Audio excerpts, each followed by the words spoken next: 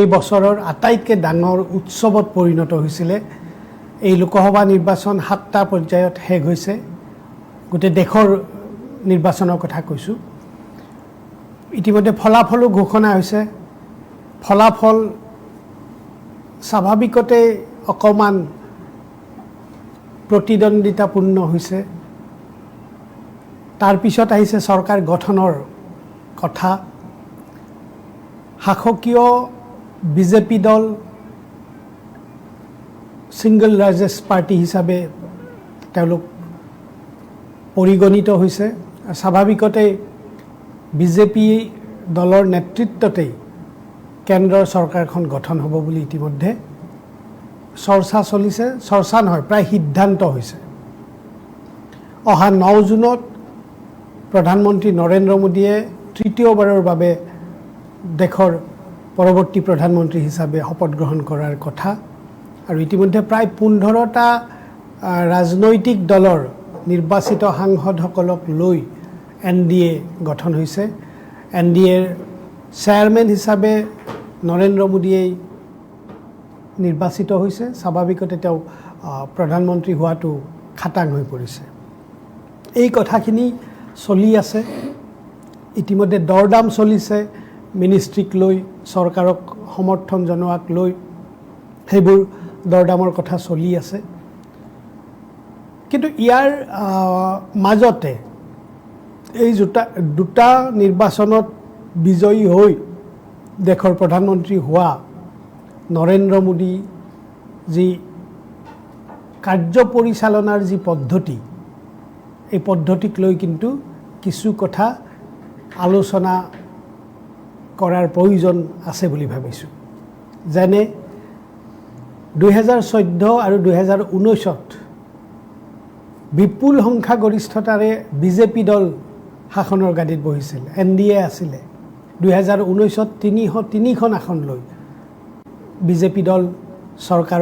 চৰকাৰ গঠন কৰিছিল আৰু তেওঁলোকৰ লগত লৈছিল NDAৰ কেইবাটাও অংশীদাৰ দল। 303খন আসন অকলে বিজেপিয়ে লাভ কৰিছিল। চৰকাৰ গঠন কৰিবলৈ লাগে 272খন আসন। স্বাভাৱিকতে যিটো সমগ্ৰ দেশত চৰ্চা হৈছিল যে নৰেন্দ্ৰ মোদীয়ে কাৰো কথা নুশুনে, নৰেন্দ্ৰ মোদীয়ে যি সিদ্ধান্ত লয়, যি কৰিম বুলি ভাবে সেইটোৱেই কৰে, আৰু যিহেতু তেওঁৰ কোনো বিৰোধিতা নাছিলে, গতিকে স্বাভাৱিকতে মূল্যবৃদ্ধিৰ বিষয়েই হওক বা অন্য বিমুদ্ৰাকৰণৰ পৰা আৰম্ভ কৰি GST লৈকে এই সকলোবোৰ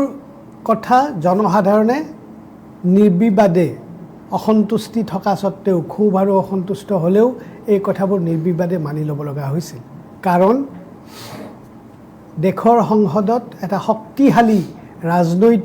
বিৰোধী ৰাজনৈতিক শক্তি এটা নোহোৱাৰ দৰে হৈছিল। এইবাৰৰ নিৰ্বাচনত কিন্তু এই কথাটো তাৰ অলপ বিপৰীত হৈছে। 303খন আসন লাভ কৰা 2019 চনত 303খন আসন লাভ কৰা বিজেপিয়ে 2024ত 240খন আসনত ৰৈ যাব লগা হৈছে। বিজেপি দলে আজি যদি চৰকাৰ গঠন নিজাববীয়াকৈ কৰিব নোৱাৰে, কাৰণ তেওঁলোকক আৰু 32খন আসনৰ দৰকাৰ হ'ব। আৰু সেইবাবেই এতিয়া তেওঁলোকৰ আগতেই NDAৰ দল কিছুমান আছিল আৰু এতিয়াও NDAৰ কেইবাটা 15টা দলৰ অংশ লোৱাটো প্ৰায় নিশ্চিত হৈ পৰিছে। বিজেপি দল শক্তিশালী আছিল আৰু সেইকাৰণে NDAৰ অংশীদাৰ দলসমূহৰ যি কণ্ঠ, কেতিয়াবা খুব অসন্তুষ্টি থাকিলেও তেওঁলোকে সেই কথাবোৰক বৰ বেছিকৈ তুলি ধৰিব পৰা নাছিল। কিন্তু এইবাৰ যেন কথাটো অলপ বেলেগ হৈছে।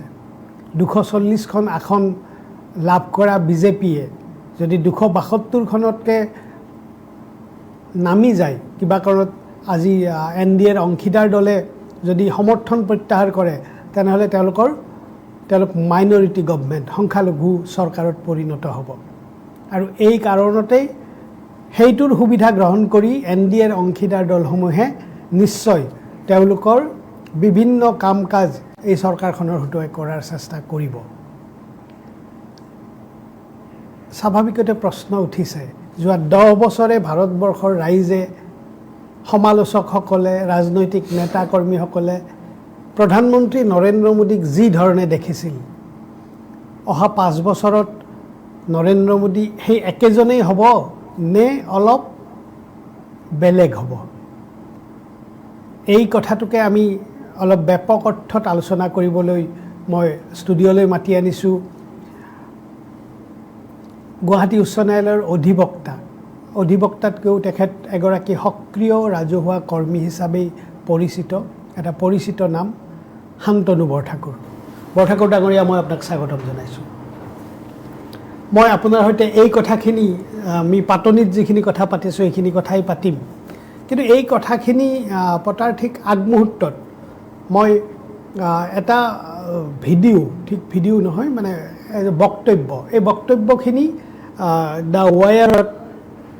কৰণ থাপাৰ নামৰ এগৰাকী আমাৰ দেশৰ এগৰাকী সন্মানীয় জ্যেষ্ঠ সাংবাদিক কৰণ থাপাৰে নীলাঞ্জন মুখোপাধ্যায় নামৰ এগৰাকী ব্যক্তি যিগৰাকী ব্যক্তিয়ে সুদীৰ্ঘকাল নৰেন্দ্ৰ মোদীৰ কাম কাজ সব চাই মেলি তেওঁ নৰেন্দ্ৰ মোদীৰ জীৱনী লিখিছে সেইগৰাকী নীলাঞ্জন মুখোপাধ্যায়ে কৰণ থাপাৰৰ এটা সাক্ষাৎকাৰত প্ৰথমতেই কি কৈছিল আমি অকমান শুনিব খুজিছোঁ পিচিআৰ যদি সম্ভৱ হয় মই নীলাঞ্জন মুখোপাধ্যায়ৰ কথাখিনি শুনিম My first thought is that Narendra Modi has suddenly been asked to enact a role which he's never done before in his life ever. I have written often and especially in my book also it was mentioned that right from his childhood, Mr. Modi wanted the spotlight to be on him always. One of his teachers in school told me that he liked to act in theatre, in the plays which were mounted as part of the annual function in the school. He wouldn't accept a role if he did not have the lead part in it. Mr. Modi, right from the time that he became first the Gujarat Chief Minister and the Prime Minister, he has never worked with people. He has always been a domineering, towering personality. Only his word would run, only his writ would run. Suddenly he is faced in a situation where his arms may be twisted by his allies who would want certain policies, certain decisions, certain placements to be in line with their priorities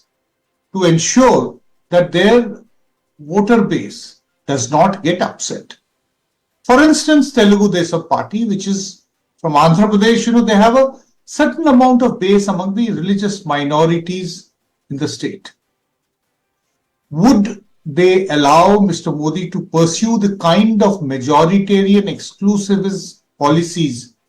And would he be able to speak the language of polarization, which Mr. Modi spoke so much in abundance through the entire campaign?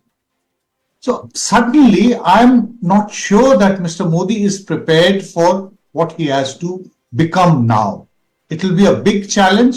And I can say with a certain amount of certainty that he would have been a broken person yesterday and would have woken this morning with a sense of defeat. He cannot actually ever like to be defeated. That is something in him. He has to win every game.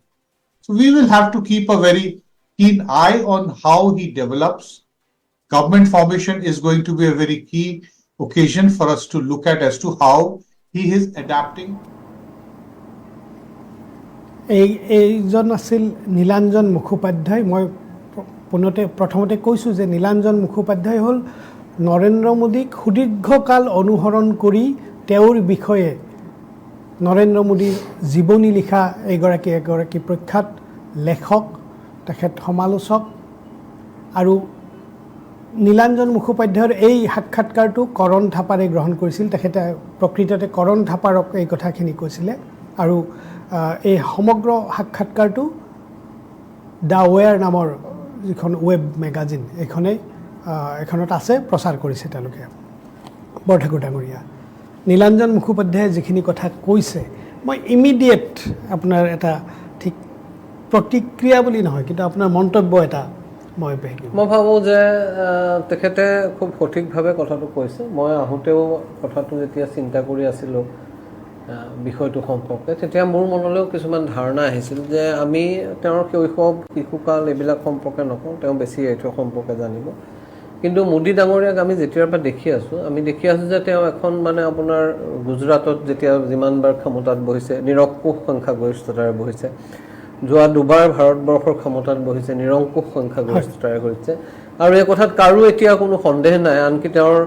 আপোনাক ভালপোৱা মানুহে এইটো কথা স্বীকাৰ কৰি ল'ব যে তেওঁ মোদী ডাঙৰীয়াৰ সিদ্ধান্ত লোৱাৰ পদ্ধতিটোৱে হ'ল এনেকুৱা যে তেওঁ নিজৰ বাদে আৰু কাৰো কথা নুশুনে ভাৰতবৰ্ষত যোৱা সময়ছোৱাত যিমানবোৰ ডাঙৰ ডাঙৰ সিদ্ধান্ত হৈছে সকলো সিদ্ধান্ত আনকি ডিমনিটাইজেশ্যনৰ নিচিনা এটা সিদ্ধান্ত যিটো সিদ্ধান্তই ভাৰতবৰ্ষৰ বৃহৎ সংখ্যক মানুহৰ জীৱন আৰু জীৱিকালৈ এটা ভাবুকিৰ সৃষ্টি কৰি আনিলে সেই সময়ত দেশৰ বিত্তমন্ত্ৰীয়ে সেই কথাটো জনা নাছিল তেওঁ নিজে আহি কেবিনেটত যেতিয়া কৈছে তেতিয়াহে চবেই গম পাইছে গতিকে তেনেকুৱা এটা পৰিস্থিতিত তেনেকুৱা এজন মানুহৰ দ্বাৰা আপোনাৰ কথাটো হ'ল যে তেনেকুৱা এজন মানুহে হঠাৎ সেই পৰিস্থিতিটোৰ পৰা আঁতৰি সেই ধৰণৰ এটা সিদ্ধান্ত লোৱাৰ প্ৰক্ৰিয়াৰ পৰা আঁতৰি এটা কনচেনচাছ গঢ়াৰ মাজেৰে সিদ্ধান্ত লোৱাৰ প্ৰক্ৰিয়ালৈ কেনেকৈ যাব সেইটো এটা প্ৰধান প্ৰশ্ন কাৰণ আপুনি যদি নৰেন্দ্ৰ মোদীক ডিফাইন কৰে তেওঁক ডিফাইন কৰিব কেনেকৈ যে তেওঁ এজন শক্তিশালী নেতা তেওঁ এনেকুৱা এজন নেতা যি সিদ্ধান্ত ল'বলৈ ভয় নকৰে কিন্তু আপোনাৰ কোৱালিশ্যন পলিটিক্স হৈ যোৱাৰ লগে লগে কথাটো হ'ল যে সিদ্ধান্ত গ্ৰহণৰ প্ৰক্ৰিয়াটো আজি আপোনাক মই কৈ আছোঁ যে বিজেপিয়ে একক সংখ্যাগৰিষ্ঠতা পোৱা হ'লে যি ধৰণৰ আপোনাৰ প্ৰশ্ন উত্থাপিত নহ'লহেঁতেন আজি ধৰক আপোনাৰ অলপ দেৰি আগতে জেডিউৰ যিজন মুখপাত্ৰ কেচি ত্যাগী এটা সাংবাদিকৰ বক্তব্য দি কৈছে যে অগ্নিবীৰ স্কিম যিটো আছে এইটো সম্পৰ্কে পুনৰ বিবেচনা হ'ব লাগে ইউনিফৰ্ম চিভিল কোডৰ সম্পৰ্কত সকলোকে কেনেকৈ একেলগে লৈ পেলাই কৰিব লাগে গতিকে কিন্তু ঠিক তাৰ আগে আগে নিৰ্বাচনৰ সময়ত তেখেতসকলে দিয়া বক্তব্য চাওক যে তেওঁলোকে কি কৈছিল যে অহা ছমাহৰ ভিতৰত ভাৰতবৰ্ষৰ ৰাজনীতিত ভূমিকম্প আহিব অৰ্থাৎ তেওঁলোকে এনেকুৱা কিছুমান সিদ্ধান্ত ল'ব আজিৰ তাৰিখত তেনেকুৱা এটা মানে ভূমিকম্প অনা সিদ্ধান্ত তেওঁ অকলে লওঁ বুলি ক'লে লোৱাৰ পৰ্যায়ত নাই গতিকে তেনেকুৱা এটা কথাটো হ'ল যে তেনেকুৱা এটা পৰ্যায়লৈ যাব লাগিলে নৰেন্দ্ৰ মোদীৰ যিটো ফাণ্ডামেণ্টেল মৌলিক চৰিত্ৰ সেইটোত এটা পৰিৱৰ্তন আহিব লাগিব আৰু তেতিয়াহ'লে আপুনি দেখিব যে মোদী আৰু মোদী হৈ নাথাকে তেতিয়া আৰু নৰেন্দ্ৰ মোদী হৈ নাথাকে শক্তিশালী মেস্কুলিন 56 ইঞ্চিৰ যি নেতাৰ কল্পনা ভাৰতবৰ্ষৰ নাগৰিকে কৰি আছিল বা তেওঁৰ সমৰ্থকসকলে কৰে তেওঁ হৈ নাথাকিব সেইকাৰণে মই ভাবোঁ যে এইটো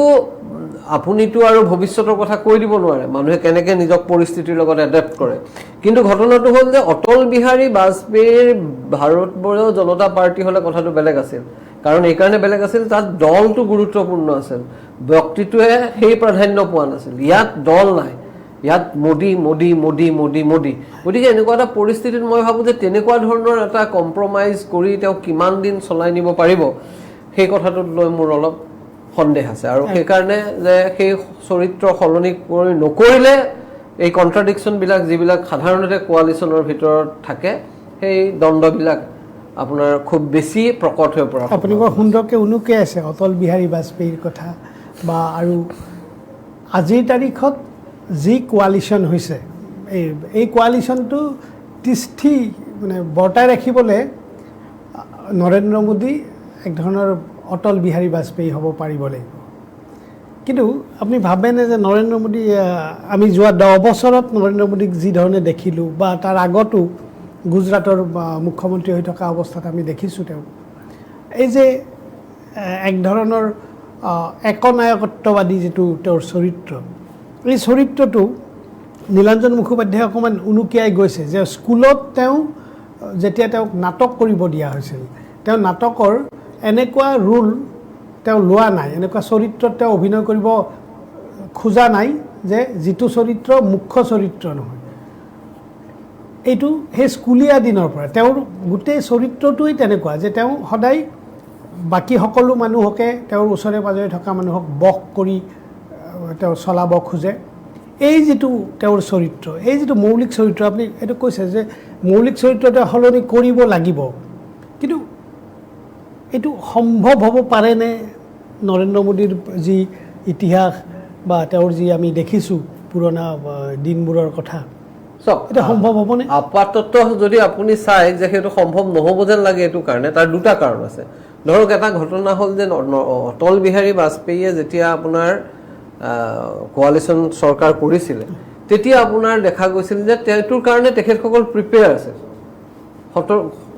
তেওঁলোকৰ এটা মানসিক অৱস্থাটোত সেইটো আছিল যে আমি এনেকুৱা এখন চৰকাৰ চলাব লাগিব বুজে আৰু মনত ৰাখিব যে সেইটো সময়ত আপোনাৰ আটাইতকৈ গুৰুত্বপূৰ্ণ ভূমিকাটো 98 চনত পালন কৰিছিল এনডিএ চৰকাৰৰ ক্ষেত্ৰত আপোনাৰ চন্দ্ৰবাবু নাইডুৱে আজিও আকৌ আপোনাৰ প্ৰায় 27 বছৰৰ পিছত 26 বছৰ 25 বছৰৰ পিছত তেওঁ ঘূৰি আহিছে এতিয়া ঘটনাটো হ'ল যে আপুনি চাব যে সেই ধৰণে তেওঁলোক সেইটোৰ কাৰণে নিজক আপোনাৰ নিজৰ যিটো মানসিক অৱস্থাক তেওঁলোকে সেইটোৰ কাৰণে লৈ গৈছিলে কিন্তু আপুনি মোদী ডাঙৰীয়াক যদি চাই যে মোদী ডাঙৰীয়াৰ কাৰণে আজি যিটো এলায়েন্স তেওঁলোকে কৰিব লগা হৈছে এইটো একদম সম্পূৰ্ণৰূপে এটা কম্পালচন এতিয়া তেওঁ তাৰ আগলৈকে তেওঁ নিৰ্বাচন ঘটি থকালৈকে তেখেতসকলে ভবা নাছিল যে এনেকুৱা এটা পৰিস্থিতিৰ উদয় হ'ব তেখেতসকলে বৰঞ্চ ভাবি আছিল যে ইয়াতকৈও বেছি ব্ৰুট মেজৰিটিৰে সংখ্যাগৰিষ্ঠতাৰে আমি ক্ষমতালৈ আহিম আৰু সেইকাৰণে তেওঁ ক'ব পাৰিছিল যে 100 দিনৰ কৰ্মসূচী বনাইছে নিৰ্বাচনৰ ৰিজাল্ট মানে নিদিওঁতে ঘোষণা নকৰোঁতে আপোনাৰ ফলাফল ঘোষণা নকৰোঁতে 100 দিনৰ কাৰ্যসূচী বনাইছে ডাঙৰ ডাঙৰ কথা কৈছে যে আপুনি দেখিছে যে কেনেকৈ কৈছে নৰেন্দ্ৰ মোদী ডাঙৰীয়া আৰু আপোনাৰ অমিত শ্বাহ ডাঙৰীয়াই যে 4 তাৰিখৰ লগে লগে মানে ভাৰতৰ ষ্টক মাৰ্কেট বিশালভাৱে উঠি যাব অৰ্থাৎ তেওঁলোকৰ যিবোৰ কথাকাণ্ড সেই কথাকাণ্ডৰ দ্বাৰা বুজা গৈছিল যে তেখেতসকলে এই পৰিস্থিতিৰ কাৰণে সাজু নাছিল প্ৰথম কথা আৰু সেইকাৰণে আপুনি চাব যে এটা বাতৰি আপুনি পঢ়িবলৈ পাব যে তেখেতসকলে আপোনাৰ নিৰ্বাচন ঘোষণাৰ আপোনাৰ ফলাফল দিয়াৰ আগে আগে নীতিশ কুমাৰে নৰেন্দ্ৰ মোদীক লগ কৰিছে দিল্লীত আৰু তাৰ ওপৰত এটা বাতৰি ওলাইছে যে নীতিশ কুমাৰক হেৰিয়ালৈ লৈ অহা হ'ব কেন্দ্ৰীয় মন্ত্ৰীসকলে আৰু নীতিশ কুমাৰৰ ঠাইত আপোনাৰ বিজেপিৰ এজন মানুহক মুখ্যমন্ত্ৰী পঠাব তেওঁলোক ইমান মানে সাজু আছিল গতিকে তেনেকুৱা এটা পৰিস্থিতিত মানসিক অৱস্থা নথকা অৱস্থাত হঠাৎ যেতিয়া এনেকুৱা ধৰণৰ আপোনাৰ কম্পালচনত পৰিব য'ত আজি এনেকুৱা এটা পৰিস্থিতি হৈছে যে স্পীকাৰৰ পোষ্টটো বিচাৰিছে যিটোৰ কাৰণে তেওঁলোক আজি 10 বছৰে কেতিয়াও সেইটোৰ কাৰণে মানে তেনেকুৱা এটা পৰিস্থিতিৰ কাৰণে মুখামুখি হোৱা নাছিল যে স্পীকাৰৰ পোষ্ট লাগে হোম মিনিষ্ট্ৰী লাগে অমুক লাগে এইবোৰ যিবোৰ বাতৰি কাকতত ওলাইছে গতিকে এনেকুৱা এটা দৰদাম হৈ থকাৰ পিছত এইটোতো আৰম্ভণি ইয়াৰ পিছত আৰু গতি গৈ থাকিব আপুনি চাব যে হেৰিয়ে আপোনাৰ চন্দ্ৰবাবু নাইডুৱে স্পষ্টভাৱে অন্ধ্ৰপ্ৰদেশত 4% মুছলিম ৰিজাৰ্ভেশ্যনৰ পক্ষত কাৰণ তাত এৰাউণ্ড 8% মুছলিম ভোট আছে অন্ধ্ৰপ্ৰদেশত গতিকে সেই প্ৰশ্নবিলাকক আৰু ইউচিচিৰ যেতিয়া প্ৰশ্ন আহিব চন্দ্ৰবাবু নাইডুৰ কি স্থিতি হ'ব গতিকে এনেকুৱা ধৰণৰ ওৱান নেশ্যন ওৱান ইলেকশ্যনৰ হ'ব গতিকে এনেকুৱা ধৰণৰ পৰিস্থিতিবিলাকৰ লগত মোকামিলা কৰাটো মই এইটো কথা এই ধৰণে কৈ দিয়াটো সঠিক নহ'ব যে তেখেতসকলে নোৱাৰিব কিন্তু মই ভাবোঁ যে সেইটো তেখেতৰ কাৰণে এটা কঠিন কাম হ'ব আৰু সেইকাৰণে আপোনাৰ যিবিলাক দ্বন্দ্ব আপোনাৰ সাধাৰণতে কোৱালিশ্যন চৰকাৰবিলাকত থাকে সব চৰকাৰতে থাকে তাক আপুনি যেনে তেনে মিলাই চলাব লাগে সেই দ্বন্দ্ববিলাক মই ভাবোঁ যে প্ৰকট হোৱাৰ সম্ভাৱনা আছে আৰু সেইকাৰণে আপুনি এটা কথা খুব গুৰুত্বপূৰ্ণ কথা মনত কৰিব যে এই বিধানসভা এই লোকসভাত যেতিয়া দুয়োটা কোৱালিশ্যন পাৰ্টনাৰে আপোনাৰ কি বিচাৰিছে স্পীকাৰৰ পোষ্টটো বিচাৰিছে অধ্যক্ষৰ আসনখন বিচাৰিছে কিয় অধ্যক্ষৰ আসনখন বিচাৰিছে কাৰণ স্পষ্টভাৱে তেখেতসকলে বিজেপি দলক বিশ্বাস কৰিব নোৱাৰে বিজেপি দলক বিশ্বাস কৰিব নোৱাৰে তেওঁলোকে ভাবিছে যে যদি কিবা কাৰণত কোনোবা এটা সময় তেওঁলোকে আমাৰ দল ভাঙি লৈ যায় তেতিয়াহ'লে আমাক বচোৱাৰ কাৰণে অধ্যক্ষই একমাত্ৰ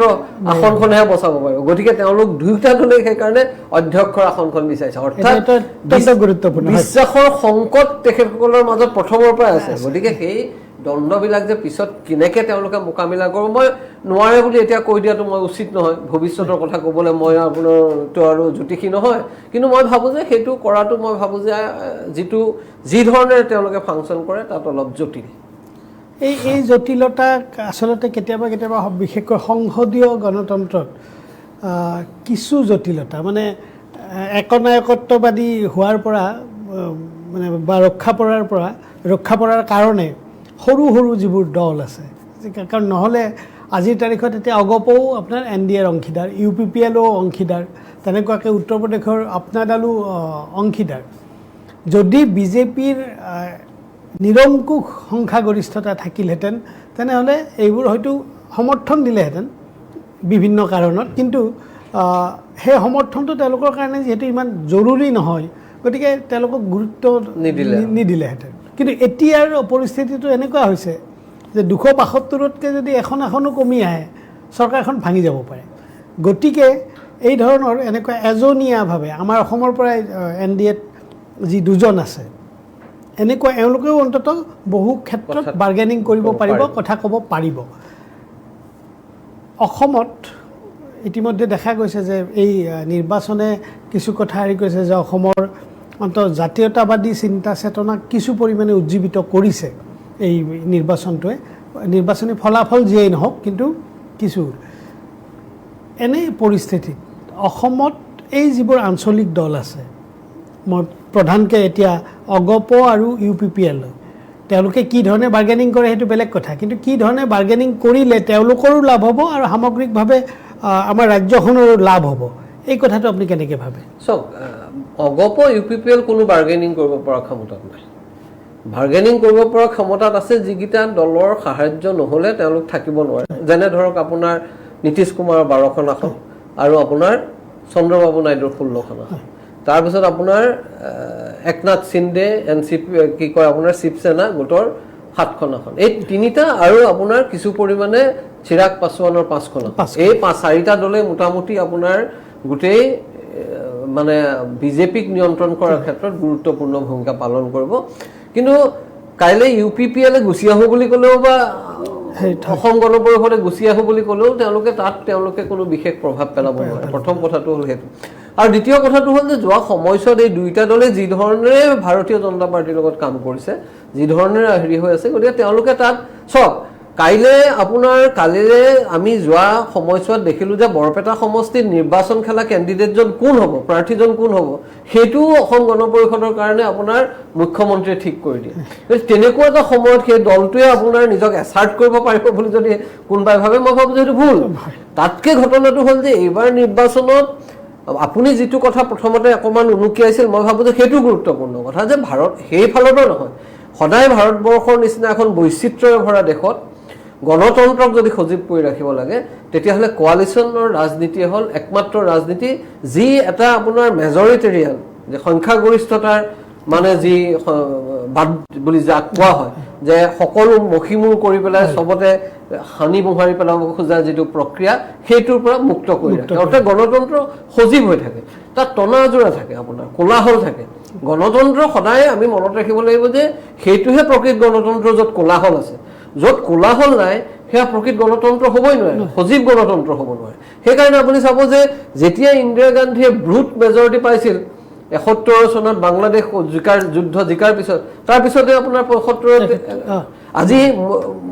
মানে আপোনাৰ ইমাৰ্জেঞ্চি দিছিল। আজি মোদী ডাঙৰীয়াই 2014 আৰু 2020 এই সময়ছোৱাত যি বৃহৎ সংখ্যাগৰিষ্ঠতা পালে, সেই সংখ্যাগৰিষ্ঠতাৰ পিছত কাকো কিছু নমনা হ'ল। ভাৰতবৰ্ষৰ মূল ফেডাৰেল চৰিত্ৰটোৰ প্ৰতি ভাবুকি কঢ়িয়াই আনিলে। আজি ৰাজ্যবিলাকৰ হাতত কি ক্ষমতা আছে? একো ক্ষমতা নাই। আজি অন্ততঃ কোৱালিশ্যন চৰকাৰ থাকিলে ৰাজ্যবিলাকে বা চন্দ্ৰবাবু নাইডুৱে যদি আজি দৰদাম কৰে, নীতিশ কুমাৰে দৰদাম কৰে, তাৰ ফল বাকী ৰাজ্যসমূহেও লাভ কৰিব। গতিকে সেইকাৰণে মই ভাবোঁ যে কোৱালিশ্যন চৰকাৰটো এটা সজীৱ গণতন্ত্ৰ হয়, 1 নম্বৰ। 2 নম্বৰ কথাটো মই ক'ব খোজোঁ যে অসমৰ ক্ষেত্ৰত এইবাৰ নিৰ্বাচনত আপুনি যিটো কথা কৈছে, এওঁলোকে যিটো কৰিব খুজিছে, সেইটো কৰাটোত মানে এই দুটা দলৰ দ্বাৰা যে আপুনি অসমত জাতীয় হেৰিয়াৰ বিকাশ হ'ব, এই কথাটো ভবাটো ভুল। তেওঁলোক ইতিমধ্যে তেওঁলোকৰ মাজত সেই সজীৱতা, এটা মানে আপোনাৰ যিটো অৰ্গেনিকভাৱে গ্ৰ' কৰাৰ যিটো প্ৰৱণতা, সেইটো আৰু তেওঁলোকৰ মাজত সেই ক্ষমতা নাই। সেইকাৰণে তেওঁলোকে আজিৰ এনেকুৱা পৰিস্থিতিটো, যিটো পৰিস্থিতিত আপুনি কৈ গ'ল যে অসমত এটা জাতীয় চেতনাৰে মানুহে ভোট দিছে, কোন জিকিছে, কোনে কেইখন আসন পাইছে, সেইটো কথা নহয়। তাৰপিছতো তেওঁলোকে কিন্তু আপোনাৰ আজিৰ তাৰিখত এটা কঠোৰ সিদ্ধান্ত ল'ব পৰা নাই। তেখেতসকলৰ যিমানবিলাক সমৰ্থক আছে যোৰহাট সমষ্টিত বা অন্য বহু সমষ্টিত, সেইবিলাকে এইবাৰ আপোনাৰ ভাৰতীয় জনতা দলৰ প্ৰাৰ্থীক ভোট দিয়া নাই, সেইবিলাকে আপোনাৰ বিৰোধী পক্ষৰ প্ৰাৰ্থীক ভোট দিছে। অৰ্থাৎ কিয়? সেই কথাটো তেওঁলোকে যেতিয়ালৈকে বিচাৰ নকৰিব, তেতিয়ালৈকে তেওঁলোকে নিজক এছাৰ্ট কৰাৰ প্ৰশ্নটো নাই, সেইটো তেওঁলোকৰ পৰা আশা কৰা ভোট। আমি কিছু কথা আলোচনা কৰিছোঁ আৰু কিছু কথা আলোচনা কৰিম, কিন্তু এটা বাণিজ্যিক বিৰতি ল'ম আৰু বিৰতিৰ পিছত আৰু বহু প্ৰশ্ন, যিবোৰ প্ৰশ্ন চৰকাৰ গঠনৰ হাহাকাৰত তল পৰি ৰয়, সেইবোৰ প্ৰশ্নও আলোচনা কৰিম। লৈছোঁ খন্তেক বাণিজ্যিক বিৰতি।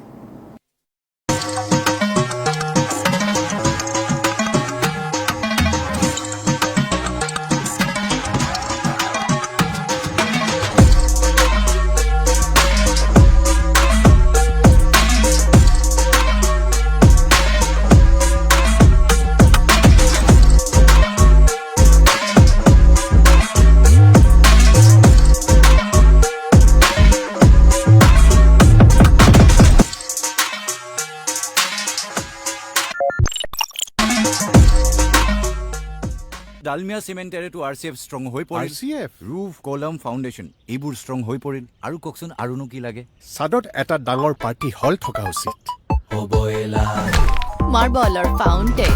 মডুলাৰ কিচেন আৰু এটা একুৱেৰিয়াম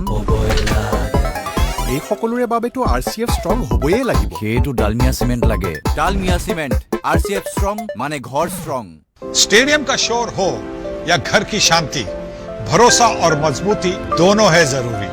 टॉप सेम सीमेंट, मजबूती का भरोसा हमेशा। Join BSc Nursing and GNM at St. Martha Institute of Nursing, Guwahati under SM Group of Institutions.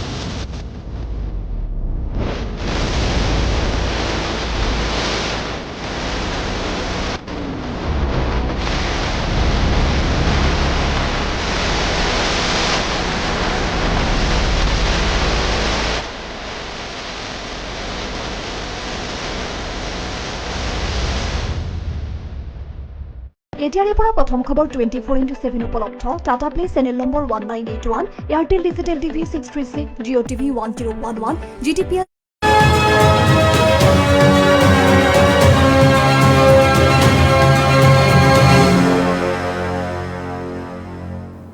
বিৰতিৰ পিছত পুনৰ স্বাগতম জনাইছোঁ আজিৰ কথোপকথনলৈ কথোপকথনত আমি কথা পাতি আছোঁ অধিবক্তা আৰু সক্ৰিয় ৰাজহুৱা কৰ্মী শান্তনু বৰঠাকুৰৰ সৈতে আমি কথা পাতিছোঁ যে কেন্দ্ৰত নৰেন্দ্ৰ মোদী নেতৃত্বাধীন চৰকাৰেই থাকিব কিন্তু অহা দিনত আৰু যোৱা দিনত নৰেন্দ্ৰ মোদীয়ে যি ধৰণে কাম কৰিবলৈ সুবিধা পাইছে শক্তি পাইছে এইবাৰ অহা দিনবোৰত তেওঁ হয়তো এনেকুৱা শক্তি নাপাব আৰু বিগত 10 বছৰত ভাৰতবৰ্ষৰ ৰাজনীতিত বা ভাৰতীয় সমাজখনত যি ধৰণৰ ঘটনাবোৰ হৈছিল এই ঘটনাবোৰ হৈছিল যে বিজেপিৰ আৰু RSSৰ তেওঁলোকৰ যিসকল তেওঁলোকৰ পথ প্ৰদৰ্শক RSS আৰু বিজেপিৰ কিছুমান এজেণ্ডা আছিল হিন্দু ৰাষ্ট্ৰ গঠনৰ পৰা আৰম্ভ কৰি বাকি সকলো ধৰণৰে আৰু তেওঁলোকে সেইবোৰ ৰূপায়ণ কৰিবলৈ সমৰ্থ হৈছিল কাৰণ লোকসভাত তেওঁলোকৰ নিৰংকুশ সংখ্যাগৰিষ্ঠতা আছিল আজি বিজেপিৰ নিৰংকুশ সংখ্যাগৰিষ্ঠতা নাই তেওঁলোকে অন্য দলৰ 32খন আসন তেওঁলোকৰ কমি আছে চৰকাৰ গঠন কৰাৰ ক্ষেত্ৰত গতিকে তেওঁলোকে বেলেগ দলৰ সহায় ল'ব লগা হৈছে NDA বুলি এটা ছাতি এটা আছে ছাতিৰ তলত যিকেইটা আছে সেই সকলো মিলাই 272 হৈছে কিন্তু তাতকৈ তেওঁলোকক বেছিকৈ লগা হৈছে সেইকাৰণে তেওঁলোকে অন্ধ্ৰপ্ৰদেশৰ তেলেগু দেশম পাৰ্টিৰ নেতা চন্দ্ৰবাবু নাইডু বিহাৰৰ জনতা দল ইউনাইটেডৰ নেতা তথা বিহাৰৰ মুখ্যমন্ত্ৰী নীতিশ কুমাৰ এনে ধৰণৰ নেতাবোৰৰ সহায় ল'ব লগা হৈছে কিন্তু দেখা গৈছে যে এই ধৰণৰ নেতাবোৰৰ কিন্তু তেওঁলোকৰো কিছু ৰাজনৈতিক বাধ্যবাধকতা আছে যিবোৰ বাধ্যবাধকতা বা যিবোৰ কাম তেওঁলোকে যিবোৰ কাম কৰিব খোজে বা কৰি আছে এই কামবোৰৰ লগত কিন্তু বিজেপিৰ যি ধৰণৰ কাম এই কামবোৰৰ আকাশ পাতাল প্ৰভেদ আছে আৰু স্বাভাৱিকতে এতিয়া নতুন চৰকাৰত চন্দ্ৰবাবু নাইডু নীতিশ কুমাৰৰ দৰে ব্যক্তি বা তেওঁলোকৰ দল যেতিয়া থাকিব তেতিয়া বিজেপি দলে নিজাববীয়াকৈ এক ধৰণৰ তেওঁলোকে তেওঁলোকৰ এজেণ্ডাবোৰ ৰূপায়ণ কৰিবলৈ নোৱাৰিব অন্তত নিৰ্বিবাদে নোৱাৰিব বিৰোধ নিশ্চয় হ'ব শান্তনু বৰঠাকুৰ ডাঙৰীয়া মই পুনৰ সেইটোৱে কৈছোঁ যে সংঘাতটো ক'ত আহিব পাৰে এই কোৱালিশ্যন চৰকাৰখনত যেনে ধৰক বিজেপিৰ যিবোৰ ধৰক তেওঁলোকৰ এজেণ্ডা আছিল আজি 370 বিলোপ তাৰপিছত আপোনাৰ এইবোৰ UCCৰ কথা আছে তেওঁলোকে আনকি ট্ৰিপল তালাকৰ দৰে কথাবোৰ হেৰি হৈছে এইবোৰ বাৰু কিছু কাম হৈ গৈছে এইবোৰ বাৰু আপুনি ভাবে নেকি যে যিবোৰ হৈ গৈছে যেনে ধৰক জম্মু কাশ্মীৰৰ 370 বিলোপ এই ক্ষেত্ৰত কি হ'ব যিখিনি হৈ গ'ল সেইখিনি হৈ গ'ল হয় 370 ধাৰা আপোনাৰ ঘূৰি অহাৰ সম্ভাৱনা নাই কাৰণ উচ্চতম ন্যায়ালয়েও তাত মোহৰ মাৰিছে প্ৰথম কথা দ্বিতীয় কথা ভাৰতবৰ্ষত আনকি কংগ্ৰেছেও আপুনি যদি চাই তেতিয়াহ'লে দেখিব যে 370 পক্ষত জৱাহৰলাল নেহৰু আচলতে দীৰ্ঘদিন ধৰি 370 ৰক্ষাৰ পক্ষত নাছিল আপুনি 370 ইতিহাস যদি চাই তেতিয়াহ'লে দেখিব যে যোৱা সময়ছোৱাত ভাৰতবৰ্ষৰ সংবিধানত 370 কি এটা বিশেষ ৰাজ্যৰ মৰ্যাদা পাইছিল তাত কিছুমান বিশেষ বিশেষ কথা আছিল ভাৰতবৰ্ষৰ আইন কানুনবিলাক তাত মানে সংসদৰ আইন কানুনবিলাক তাত প্ৰয়োগ হোৱা নোহোৱাটো সেইটো জম্মু কাশ্মীৰৰ কিন্তু ইতিমধ্যে আপোনাৰ বহুবাৰ সেই সংশোধনী হৈছে আৰু প্ৰায় আপোনাৰ মোটামুটিভাৱে বহু আইন মানে সংসদে প্ৰণয়ন কৰা আইন ইতিমধ্যে তাত প্ৰয়োগো কৰা হৈছে কিন্তু 372 তেওঁলোকৰ কাৰণে এটা আপোনাৰ খুব আপোনাৰ আবেগিক বিষয় আছিল কাশ্মীৰৰ মানুহৰ কাৰণে সেই কাৰণে তাৰ এটা বিশেষ গুৰুত্ব আছিল কোনেও গুচাই পেলোৱা নাছিল কিন্তু সেই 370 কিন্তু কংগ্ৰেছেও কথাটো এনেকুৱা নহয় বা আপ নহয় জনতা দল নহয় কোনেও আপুনি চাব সমাজবাদী বা কোনেও 370টো বিলোপ কৰাৰ বিপক্ষে নহয় কিন্তু যিটো প্ৰক্ৰিয়াৰে তাক বিলোপ কৰা হৈছিল তাৰ বিপক্ষেহে কথাটো কৈছিল কাৰণ এই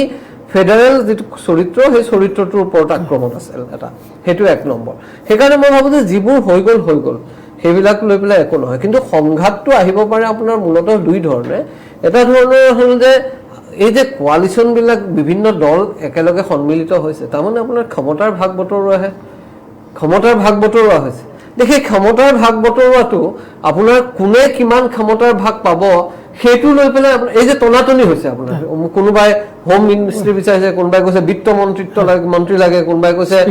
স্পিকাৰ লাগে এই যে ক্ষমতাৰ ভাগ বিতৰুৱাটোত যদি আপোনাৰ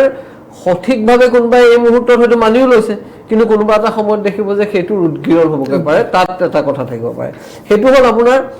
আপোনাৰ মাইক্ৰ লেভেলত আৰু আপুনি যদি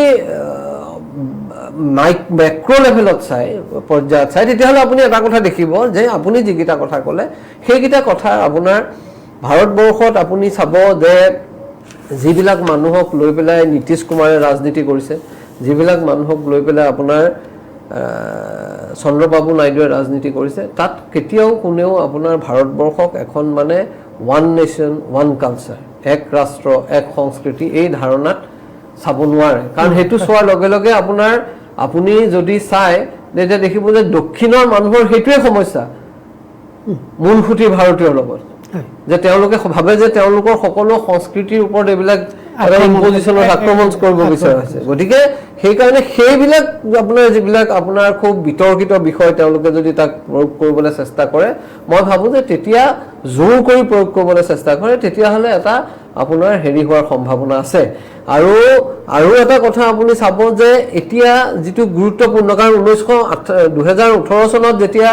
আপোনাৰ চন্দ্ৰবাবু নাইডুৱে NDA ত্যাগ কৰিছিল ত্যাগ কৰি পেলাই আপুনি সেই সময়ত তেওঁ কথা বতৰাবিলাক যদি এবাৰ ঘূৰি চাই দেখিব যে তেওঁ কি কৈছিল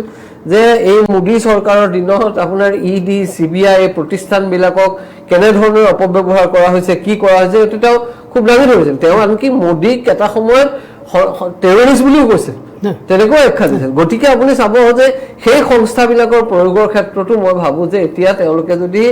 আগৰ দৰে কৰিব খোজে লেকাম নতনাকে তেতিয়াহ'লে মই ভাবো যে তাতো কিছু পৰিমাণৰ আপোনাৰ সংঘাত সৃষ্টি হোৱাৰ সম্ভাৱনা আছে আৰু তেনেকুৱা ধৰণৰ কথা বতৰাক লৈ আপোনাৰ আৰু তাৰো লগে লগে আপুনি যদি চাব যে আগন্তুক দিনত নিৰ্বাচন আহি আছে বিভিন্ন ৰাজ্যৰ নিৰ্বাচন আহি আছে নৱেম্বৰত হাৰিয়ানা মহাৰাষ্ট্ৰ জম্মু কাশ্মীৰতো বোধহয় নিৰ্বাচন হ'ব ক্ষমতাৰ আপোনাৰ যিটো ভাৰসাম্য সেই ভাৰসাম্যটো কোনফালে যায় কেনেকৈ যায় নিৰ্বাচনবিলাকত সেইবিলাক চাইও বহু কথা সুন্দৰ উদাহৰণ হ'ল মহাৰাষ্ট্ৰ তাই কৈছো মহাৰাষ্ট্ৰত গতিকে আপুনি কেনেকৈ হৈ আছে এতিয়া মহাৰাষ্ট্ৰত যেতিয়াই 30খন আসন পালে এতিয়া আপোনাৰ বাৰে বাৰে বাতৰি ওলাই আছে যে একনাথ সিন্ধে গ্ৰুপৰ প্ৰায় 4জন সদস্য ইতিমধ্যে উদ্ধৱ ঠাকৰেৰ লগত আহিব খুজিছে আপোনাৰ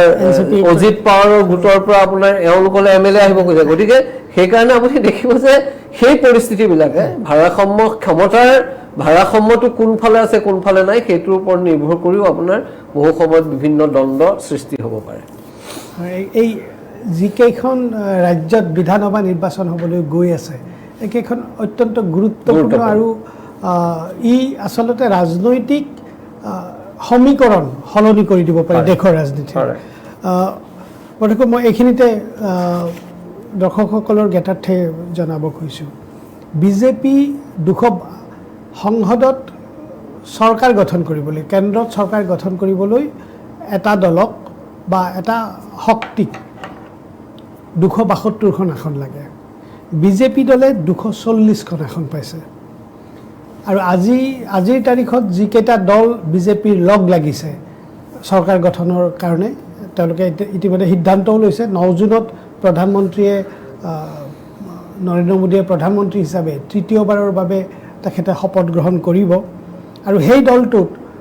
থকা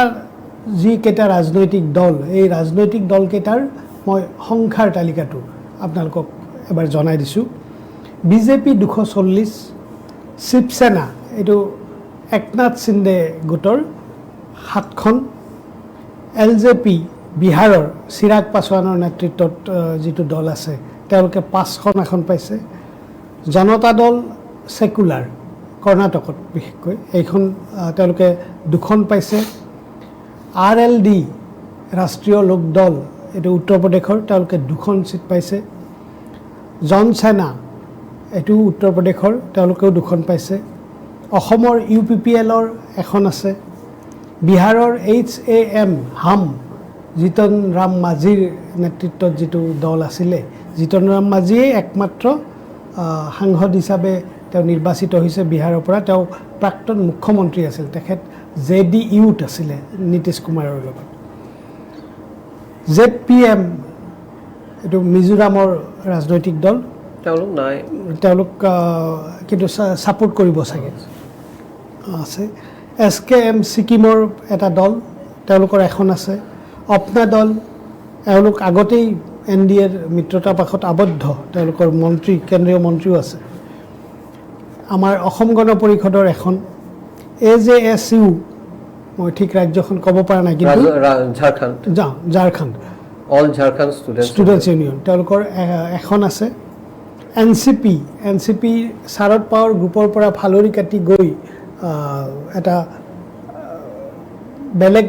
ৰাজনৈতিক দলত পৰিণত হোৱা NCP দল সেইটো অজিত পাৱাৰ গ্ৰুপ এইটো তেওঁলোকৰ এখন আসন আছে ইয়াৰ পিছত তেওঁলোকক দৰকাৰ এই গোটেইখিনি মিলাই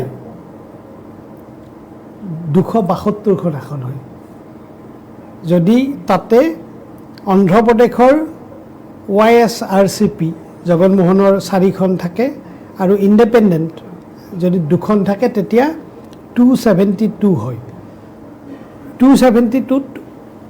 JDU আৰু TDP বিহাৰৰ JDU নীতিশ কুমাৰৰ দল আৰু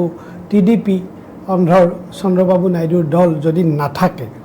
অৰ্থাৎ 272 এটা এনেকুৱা সংখ্যাত পৰিণত হৈছে যে যদি তাতে থাকে তেনেহ'লে যিকোনো মুহূৰ্তত চৰকাৰখনৰ পতন হ'ব পাৰে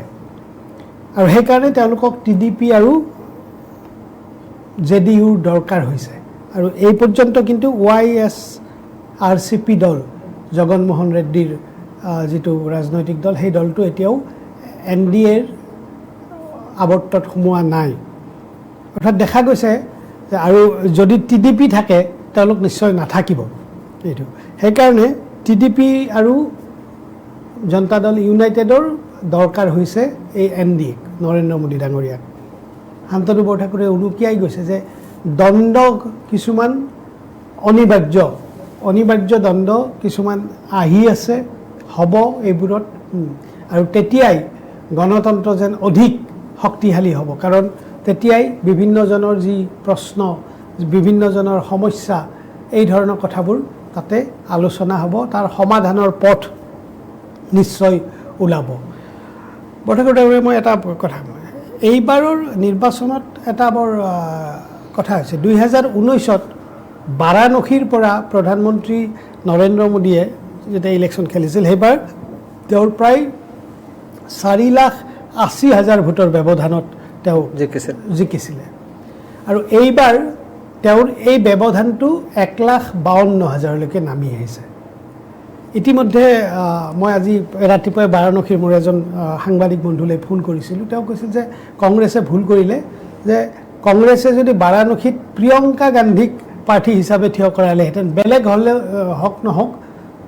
নৰেন্দ্ৰ মোদীয়ে বাৰাণসীতেই গোটেই নিৰ্বাচনৰ সময়খিনি সোমাই থাকিব লগা হ'ল হয় যাৰ কাৰণে আৰু অন্তত অতি কমেও 10খন চিট কংগ্ৰেছৰ বা অন্যান্য বিৰোধী দলৰ আহিলহেঁতেন প্ৰিয়ংকা গান্ধীক কংগ্ৰেছে এতিয়ালৈকে লোকসভাৰ নিৰ্বাচনত তেওঁলোকে থিয় কৰোৱা নাই থিয় কৰোৱাব খোজাও নাই আপুনি নাভাবেনে যে কংগ্ৰেছৰ এইটো এটা তেওঁলোকৰ দৃষ্টিত এইটো এটা সিদ্ধান্ত হ'বই পাৰে কিন্তু নাভাবেনে যে অন্তত কংগ্ৰেছক শক্তিশালী কৰাৰ ক্ষেত্ৰত প্ৰিয়ংকা গান্ধীৰ এটা ভূমিকা থাকিলহেঁতেন বা তেওঁলোক কিছু পৰিমাণে লাভৱান হ'লহেঁতেন নহয় চাওক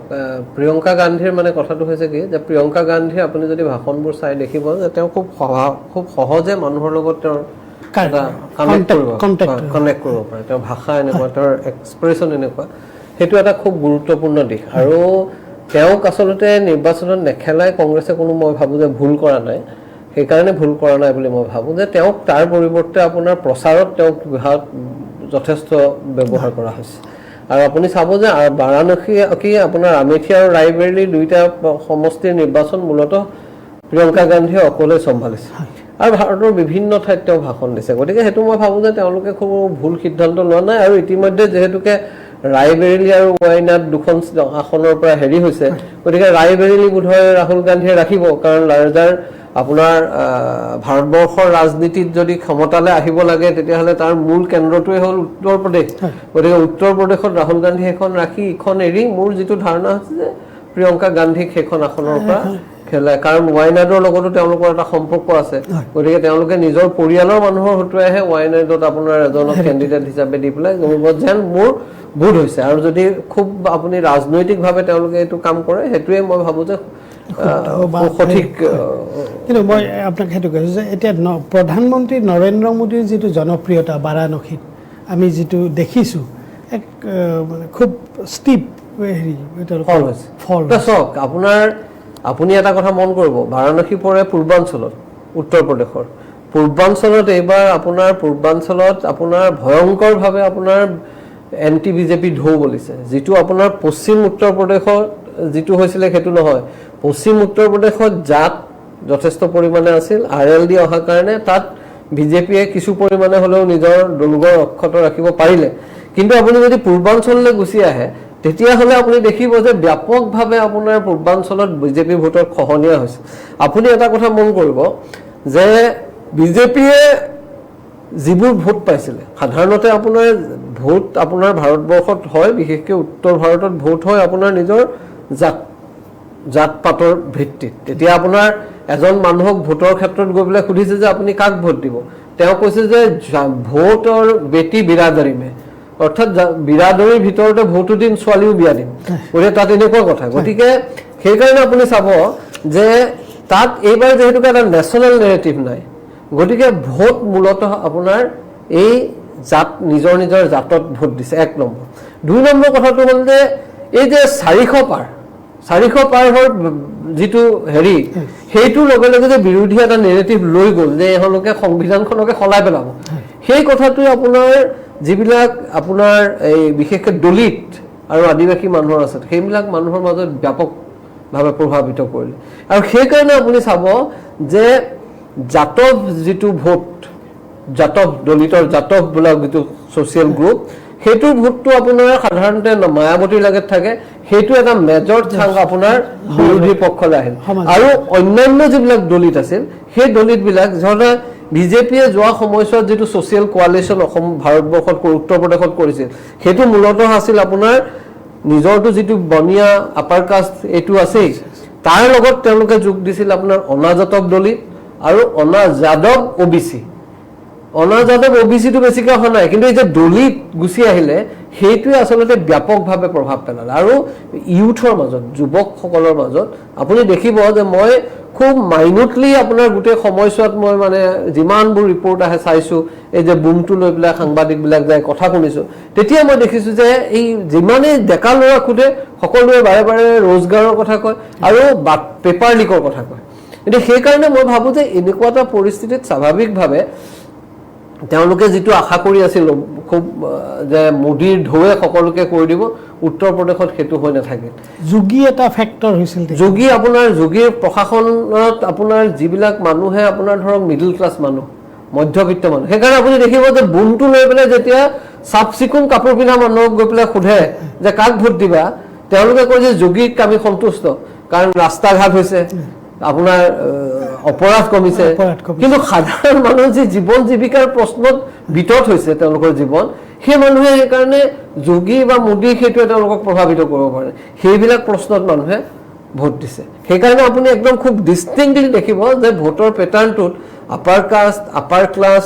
আপোনাৰ মিডল ক্লাছ এই মানুহে কিন্তু উত্তৰ প্ৰদেশত বিজেপিকে ভোট দিছে। কিন্তু যিবিলাক আপোনাৰ মানুহ সাধাৰণ দলিত, আদিবাসী, মাৰ্জিনেলাইজ, আপোনাৰ ফৈজাবাদত কিয় জিকিছে? তাত যি ধৰণৰ উন্নয়নৰ নামত, অযোধ্যাক বনোৱাৰ নামত তেওঁলোকে যি ধৰণৰ এভিকশ্যন কৰিলে, গতিকে সেইবোৰ কিছু বাৰাণসীত কিয় ভোট কমিছে? বাৰাণসীক নতুনকৈ সজোৱাৰ নামত, এই কৰিডৰ বনোৱাৰ নামত কিমান মানুহ, আনকি কিমান মন্দিৰ তন্দিৰো আপোনাৰ ভাঙি পেলোৱা হ'ল, সৰু সুৰা মানুহ। গতিকে সেই আপুনি কিছুমান দৃশ্য আছে যে কেনেকৈ মানুহে কান্দিছে, সেইবিলাক মানুহৰ দোকান পোহাৰ ভাঙি পেলোৱা হৈছে। গতিকে সেই পৰিস্থিতিবিলাকে আপোনাৰ বহু পৰিমাণে ক্ৰিয়া কৰিছে। আৰু তেওঁলোকৰ এইবাৰ নিৰ্বাচনত আপোনাৰ এই যে 10 বছৰ যদি একোজন সাংসদ আছে, সেই সাংসদৰ বিলাকৰ যিবিলাক মানে আপোনাৰ এণ্টি ইনকামবেঞ্চি, সেইবিলাকো এটা ফেক্টৰ হৈছে। মই অকণমান ভাৰতবৰ্ষৰ পৰা অসমলৈ আহিব কৈছোঁ। উত্তৰ পূৰ্বাঞ্চলৰ এটা বৰ খুব তলপৰি আছে কথাটো, সেয়া হ'ল মণিপুৰত 2খন ছিটেই, কিন্তু 2খনেই আছিল ছিট, তাতে বিজেপি চৰকাৰ আছে, কিন্তু এই ছিট 2খন কিন্তু বিৰোধীয়ে পাইছে, অৰ্থাৎ কংগ্ৰেছে পাইছে। তো অসমত দেখা গৈছে যে বৰ গুৰুত্বপূৰ্ণ কিছুমান ডেভেলপমেণ্ট হৈছে। এই ডেভেলপমেণ্টবোৰ যেনে ধৰক যোৱা সময়ছোৱাত সাম্প্ৰদায়িক ৰাজনীতিৰ যিটো কথা কোৱা হৈ আছিলে, সাম্প্ৰদায়িক ৰাজনীতিৰ অন্তত এটা যেন পইণ্ট এটা ধ্বংস কৰি দিয়া হৈছে বা নোহোৱা কৰি দিয়া হৈছে, সেইটো হ'ল AIUDF পইণ্টটো। আৰু AIUDF পইণ্টটো বেলেগে ধ্বংস কৰা নাই, ধ্বংস কৰিছে কিন্তু ধৰ্মীয় সংখ্যালঘু ৰাইজে। গতিকে এইটো এটা অত্যন্ত গুৰুত্বপূৰ্ণ কথা। শান্তনু বৰঠাকুৰ, এইবাৰৰ নিৰ্বাচনৰ যিটো গতি প্ৰকৃতি, আজি আৰু কালিও অসমৰ মুখ্যমন্ত্ৰী ডক্টৰ হিমন্ত বিশ্ব শৰ্মা ডাঙৰীয়াই কৈছে যে তেওঁ বিজেপিয়ে 94খন মানে বিধানসভা আসনত তেওঁলোকে লিড লৈছে এইবাৰ ইলেকশ্যনত, আৰু তেখেতে ভাবে যে 2026ৰ নিৰ্বাচনতো এই ধাৰাটো অব্যাহত থাকিব। আপুনি এই ক্ষেত্ৰত কি ক'ব? চাওক, মই অসমৰ নিৰ্বাচনত আপোনাৰ কেইটামান কথা মই অকণমান আপোনাক ক'ব খোজোঁ। এইটো যে অসমৰ নিৰ্বাচনৰ ক্ষেত্ৰত প্ৰথম কথাটো হ'ল যে আপুনি কোৱাৰ দৰে যে আজমলৰ যি পৰাজয়, এই পৰাজয় অসমৰ ভৱিষ্যতৰ ৰাজনীতিৰ কাৰণে আপোনাৰ এটা নিৰ্ণায়ক ভূমিকা পালন কৰিব, আৰু যিটোৰ কাৰণে মুখ্যমন্ত্ৰী খুব মনে মনে খুব দুখ পাইছে। আপুনি এটা কথা চাব যে যিজন মুখ্যমন্ত্ৰীয়ে গোটেই জীৱন আজমলৰ ভয় দেখুৱাই থাকিলে, সেইজন মুখ্যমন্ত্ৰী আজমল হোৱাৰ পিছত কৈছে যে ৰকিবুল হুছেইনৰ উত্থান অসমৰ অশনি সংকেত, অৰ্থাৎ তেওঁ নিজে কণ্ট্ৰাডিক্টৰী কথা কৈছে। আৰু এই কথাটো কোৱাৰ কাৰণটো হ'ল যে তেওঁ নিজেই শংকিত হৈছে যে আচলতে এই যে ৰাজমলক ভয় খুৱাই আমি ভোট লৈ আছিলোঁ, এইটো লৈ থাকিব পাৰিম নে নোৱাৰিম, সেইটোৱে কথা। গোটেই সাম্প্ৰদায়িক, আৰু আপুনি চাব যে এইবাৰ নিৰ্বাচন বহুদিনৰ মূৰত অসমত এনেকুৱা এটা নিৰ্বাচন য'ত তেওঁলোকে সাম্প্ৰদায়িক ৰাজনীতিৰ কথা ক'ব পৰা নাই বা অসমৰ মানুহে গ্ৰহণো কৰা নাই। গ্ৰহণ কিমানত জিকিছে সেইটো ডাঙৰ কথা নহয়, সেইটো 2 নম্বৰ। 3 নম্বৰ কথাটো আপুনি চাব যে এইটো এটা গুৰুত্বপূৰ্ণ কথা যে অসমীয়া মানুহে এক জাতীয় চেতনাৰে ভোট দিছে। অসমীয়া সেই মানুহে দেই, মই চবৰে কথা কোৱা নাই, অসমীয়া ভাষিক অসমীয়াই মানে আৰু সেইকাৰণে আপুনি চাব যে গৌৰৱ গগৈৰ বিৰুদ্ধে ইমান চেষ্টা কৰাৰ পিছতো গৌৰৱ গগৈ কংগ্ৰেছক ভাল পাই পেলাই ভোট দিছে বুলি ভাবিলে ভুল হ'ব। এইটো হ'ল যে গৌৰৱ গগৈ আমাৰ অসমীয়া জাতিক প্ৰতিনিধিত্ব কৰিব পৰা, সংসদত গৈ মাত মাতিব পৰা মানুহ, এটা ক'ৰবাত গৈ পেলাই সেই চেতনাটোহে ক্ৰিয়া কৰি আছে। তাৰপিছত আপুনি চাব যে লুৰিণজ্যোতি গগৈয়ে ব্যাপকভাৱে অসমীয়া এলেকাবিলাকত ভোট পাইছে। সৰ্বানন্দ সোণোৱালৰ তুলনাত নিঃসন্দেহে তেওঁ 2 লাখ কিমানত হাৰিছে, কিন্তু অসমীয়া এলেকাবিলাকত ভোট পাইছে। আপুনি অসমীয়া মানুহৰ মাজত যদি আপুনি ভাষিক অসমীয়া মানুহৰ মাজত যদি কথা পাতে, তেতিয়া দেখিব যে ভাৰতীয় জনতা দলৰ প্ৰতি এটা ব্যাপক ক্ষোভ এই মানুহৰ মাজত আছে। ক'ৰবাত মানুহে ভোট দিছে, উপায় নহয়। আৰু বহু সময়ত বিৰোধীয়ে যি ধৰণৰ সক্ৰিয় লাগিব লাগিছিল সেই সক্ৰিয় নলগাৰ কাৰণে সেইটো ভোট বহুত ব্যৱধানত জিকিছে। গতিকে সেইকাৰণে মই ভাবোঁ যে এইটো এটা ডাঙৰ গুৰুত্বপূৰ্ণ কথা। 2 নম্বৰ আৰু এটা গুৰুত্বপূৰ্ণ কথা হ'ল, সেইটো হ'ল আপোনাৰ যে আপুনি যিটো মণিপুৰৰ কথা ক'লে, মণিপুৰে নহয়, নাগালেণ্ডত, মেঘালয়ত তেওঁলোকৰ আপোনাৰ সহযোগিতানো জিকিব পৰা নাই। কংগ্ৰেছে কোনো ধৰণৰ লিডাৰশ্বিপে কোনো ধৰণৰ চেষ্টা নকৰাকৈ এইবিলাক হৈছে। অৰ্থাৎ যে এই যে বিভাজনৰ যিটো ৰাজনীতি, এই ৰাজনীতিটোৱে আচলতে সকলো মানুহকে শংকিত কৰি দিছে। সেইটো হ'ল আটাইতকৈ গুৰুত্বপূৰ্ণ। বিৰোধী পক্ষই অন্ততঃ বিৰোধী ৰাজনৈতিক দলৰ নেতাসকলে তেওঁলোকৰ কাৰণে এটা ডাঙৰ শিক্ষা হ'ব পাৰে। তেওঁলোকে যদি এই কথাটোকে আৰু ভালকৈ আগবঢ়াই নিব খোজে বা নিয়ে, তেনেহ'লে দেখা গৈছে যে অহা দিনবোৰত ৰাজনৈতিক সমীকৰণ অট'মেটিকেলি সলনি হ'ব। আৰু এটা কথা আপোনাৰ আৰু এটা গুৰুত্বপূৰ্ণ, মই ভাবোঁ যে সেইটো আটাইতকৈ গুৰুত্বপূৰ্ণ, যে এই যে সাধাৰণভাৱে আমাৰ মুখ্যমন্ত্ৰী সম্পৰ্কে বিভিন্ন বিৰোধী ৰাজনৈতিক দলৰ নেতা আছে, তাৰ কথা যে তেওঁ যাকে হৰুৱাব পাৰে, যাকে মন যায় জিকাব পাৰে, এইবিলাক যে আচলতে এটা হাইপ সৃষ্টি কৰা হয় তেওঁলোকৰ যিবিলাক মিডিয়া, তেওঁলোকৰ সমৰ্থিত মিডিয়াৰ দ্বাৰা, সেই কথাটো প্ৰমাণ হ'ল। ইমান টকা পইচা খৰচ কৰাৰ পিছত, নিজকে চাণক্য বুলি কৈ থকাৰ পিছত, তেওঁ যিজনে বাৰে বাৰে কয় যে মই ইলেকশ্যন বুজি পাওঁ, তাৰপিছত তেওঁলোকে আপোনাৰ 2-3 লাখ ভোটত গৌৰৱ গগৈ জিকিব বুলি দাবী কৰি থকাৰ পিছত 1,50,000 ভোটৰ ব্যৱধানত গৌৰৱ গগৈ জিকিছে। আনকি তেওঁলোকে যিটো সমষ্টিত 35,000ৰ ওপৰত লিড পাম বুলি ভাবিছিল মাজুলীত, সেইটোতো 5-6,000 ভোটত লিড পাইছে। অৰ্থাৎ এই কথাটো এই যে হিমন্ত বিশ্ব শৰ্মা সম্পৰ্কে আমাৰ মুখ্যমন্ত্ৰী সম্পৰ্কে যিটো ইনভিঞ্চিবিলিটি এটা মানে সৃষ্টি কৰি থৈছিল, সেই বিতৰণটোত ফুটা কৰি দিছে। আৰু বিৰোধীয়ে সেই কথাটো বুজি পাব লাগে যে প্ৰকৃতাৰ্থত যদি মানুহৰ ওচৰলৈ যাব পাৰে, মানুহৰ ইমাজিনেশ্যনক যদি তেওঁলোকে স্পৰ্শ কৰিব পাৰে, সংগঠন গঢ়ি তুলিব পাৰে, তেতিয়াহ'লে 1000 কোটি টকা খৰচ কৰিলেও নিৰ্বাচনত জিকিব নোৱাৰে। এই কথাকেইটা মই ভাবোঁ যে এইবাৰ অসমৰ নিৰ্বাচনৰ আটাইতকৈ গুৰুত্বপূৰ্ণ। এটা অত্যন্ত গুৰুত্বপূৰ্ণ কথা শান্তনু বৰঠাকুৰ ডাঙৰীয়াই কৈছে। আমি অনুষ্ঠান সামৰিব খুজিছোঁ, কিন্তু এইখিনিতে ক'বই লাগিব যে নতুন দিল্লীত কেন্দ্ৰীয় চৰকাৰ গঠনৰ নামত যি ৰাজনৈতিক তৎপৰতা চলি আছে, এই তৎপৰতাই আমাক চৰকাৰ এখন দিব, এই নিশ্চিতভাৱে চৰকাৰ এখন দিব। কিন্তু এই চৰকাৰখনৰ যি কাম কাজৰ চৰিত্ৰ, এই কাম কাজৰ চৰিত্ৰ কিন্তু বহু পৰিমাণে নিয়ন্ত্ৰিত হ'ব, তেনেকুৱা এক ৰাজনৈতিক পৰিৱেশৰ সৃষ্টি হৈছে। একেদৰে আমাৰ অসম তথা উত্তৰ পূৰ্বাঞ্চলত বহু কথা নভবাকৈ হৈ গৈছে। এই যিবোৰ নভবাকৈ হৈ গৈছে, এই কথাখিনিকে যদি বিৰোধী পক্ষই তেওঁলোকৰ কথা আৰু সেই ধৰণে যদি ৰাইজৰ মাজলৈ লৈ যাব পাৰে, তেনেহ'লে বিৰোধী পক্ষৰো জয় নিশ্চিত। কিন্তু একে সময়তে ক'ব লাগিব যে এই কথাটোতেই আছে শাসক দলৰো শিক্ষা। শাসক দলেও ইয়াক শিক্ষা হিচাপে ল'ব পাৰে, আৰু শাসক দলে যদি শিক্ষা হিচাপে লয়, সমগ্ৰ দেশৰ জনসাধাৰণ উপকৃত হ'ব। আজিৰ কথোপকথন ইমানতে সামৰিছোঁ। শান্তনু বৰঠাকুৰ, আপোনাক ধন্যবাদ জনাইছোঁ। সামৰণি।